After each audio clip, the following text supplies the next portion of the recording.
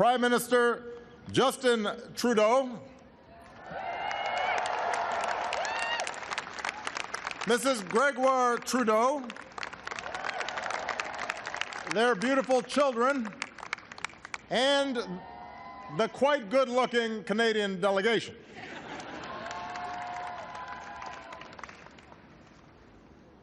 It's long been said that you can choose your friends, but you cannot choose your neighbors. Well, by virtue of geography, the United States and Canada are blessed to be neighbors. And by choice, we are steadfast allies and the closest of friends.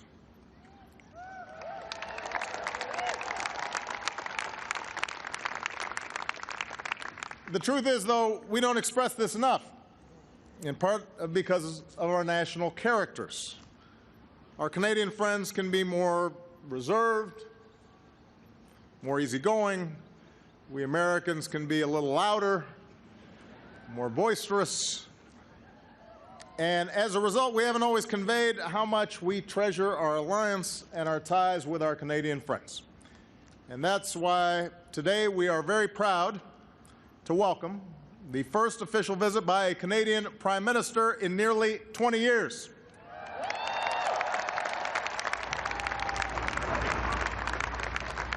It's about time, eh?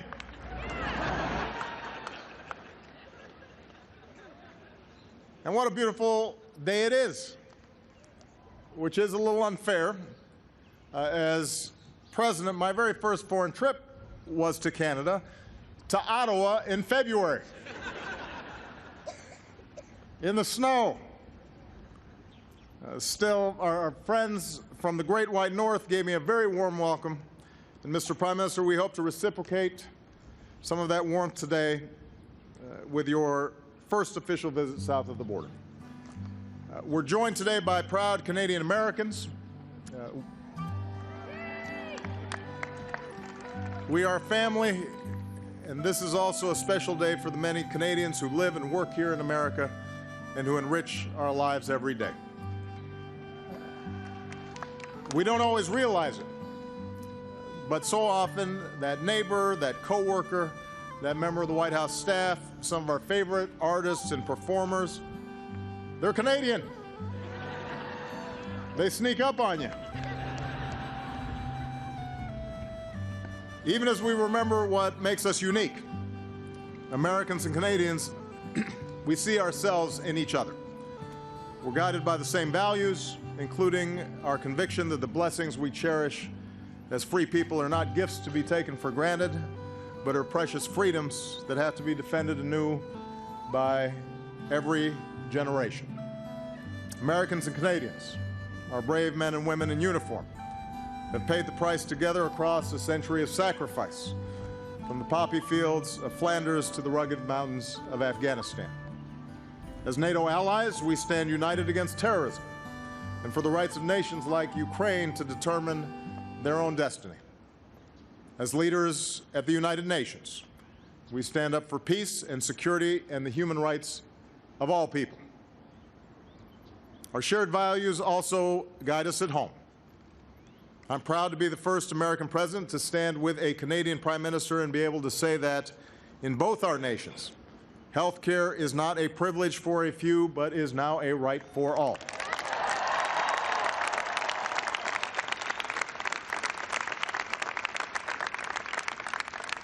And as two vast and vibrant societies, we reaffirm that our diversity is our strength. Whether your family was among the first native peoples to live on these lands or refugees we welcomed just yesterday.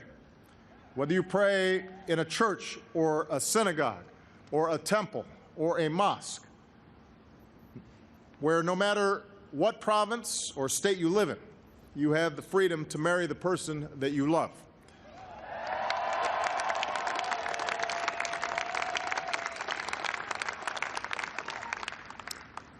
Now, I don't want to gloss over the very real differences between Americans and Canadians. There's some things we will probably never agree on. Whose beer is better? Who's better at hockey?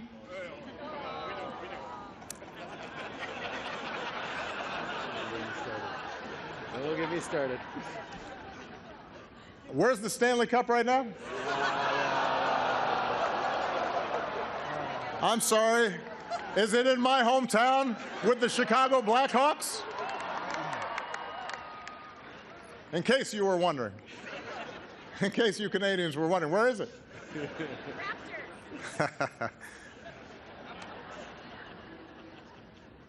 And this visit is special for another reason. Nearly 40 years ago, on another March morning, another American president welcomed another Canadian Prime Minister here to the White House. That day, Prime Minister Pierre Trudeau said that the United States is Canada's best friend and ally. And one of the reasons he said is that we have a common outlook on the world. Today, Prime Minister Justin Trudeau carries on this work. As Prime Minister, your election and the first few months in office have brought a new energy and dynamism not only to Canada, but to the relationship between our nations. We have a common outlook on the world, and I have to say I've never seen so many Americans so excited about the visit of a Canadian Prime Minister.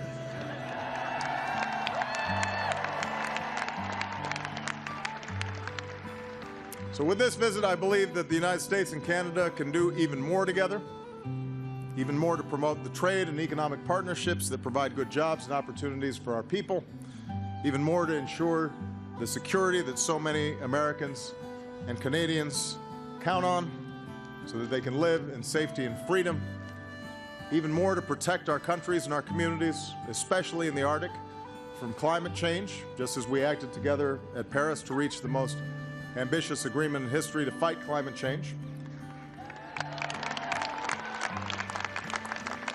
And, guided by our values, we can do even more together to advance human development around the world. From saving a child from a preventable disease to giving a student in Africa electricity to study by, because as Americans and Canadians, we believe in the inherent dignity of every human being. As always, our work as nations remains rooted in the friendship between our peoples, and we see that every day in communities along our shared border. Up in Hyder, Alaska, folks head across the border to celebrate Canada Day, and folks in Stewart, British Columbia, come over for the 4th of July. At the baseball diamond in Coots, Alberta, if you hit a home run, there's a good chance the ball will land in Sweetgrass, Montana. And up where Derby Line, Vermont meets Stansted, Quebec, Americans and Canadians come together at the local library, where the borderline literally runs right across the floor. A resident of one of these border towns once said, "We're two different countries, but we're like one big town, and people are always there for you." So Prime Minister Trudeau, Justin, Sophie, to all our Canadian friends, we are two different countries, but days like this remind us that we're like one big town, and we reaffirm that Americans and Canadians will always be there for each other. Welcome to the United States. Bienvenue, mes amis.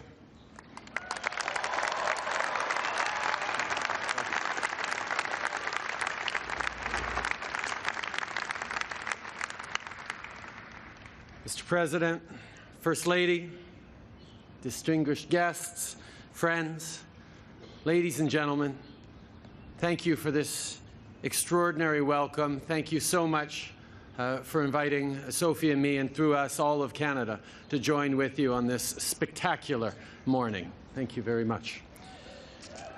Sophie and I, along with our entire delegation, are honored and touched by your magnificent hospitality and by the reinforcement of just how powerful you are, Mr. President, to organize such a perfect day for us. C'est un grand honneur d'être à Washington. It's a great honor to be in Washington this week to talk about issues that are important for both Canada and the United States. Issues like climate change, so that we can leave our children and our grandchildren a planet that is healthy, cleaner, and issues like security and global security to make our world a safer, more secure place, and issues like trade so that we can continue to grow our economies for the benefit of the middle class. Our government was elected on a plan to strengthen the middle class. We have an ambitious innovation agenda as we realize that revitalizing our economy will require investing in new ideas and new technologies. Our plan will foster emerging industries, create good jobs, and increase our global competitiveness. That was the Canadian plan, and of course it very much resembles the challenges and the solutions that you've been putting forward here south of the border. A plan to invest in our country and invest in our people. And it's wonderful to see that our American friends and partners share and are working on the exact same objectives. See, as our leading trading partner and closest ally, the relationship between our two countries has always been vital. As an exporting nation, Canada is always eager to work closely to reduce trade barriers between our countries.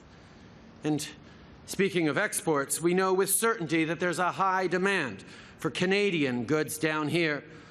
A few that come to mind that President Obama just rightly recognized as being extraordinary contributors to the American success story is Jonathan Toews, Duncan Keith, and Patrick Shark of the Chicago Blackhawks. We've faced many challenges over the course of our shared history. And while we have agreed on many things and disagreed on a few others, we remain united in a common purpose. Allies, partners, and friends as we tackle the world's great challenges. Whether we're charting a course for environmental protection, making key investments to grow our middle class, or defending the rights of oppressed peoples abroad, Canada and the United States will always collaborate in partnership and good faith.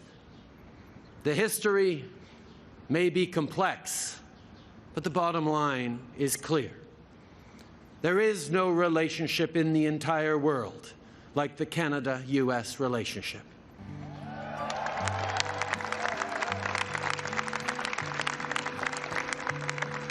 Our great countries have been friends a long time. We grew up together, and like all great, enduring friendships, at our best, we bring out the best in one another. And through it all, our enormous shared accomplishments speak for themselves.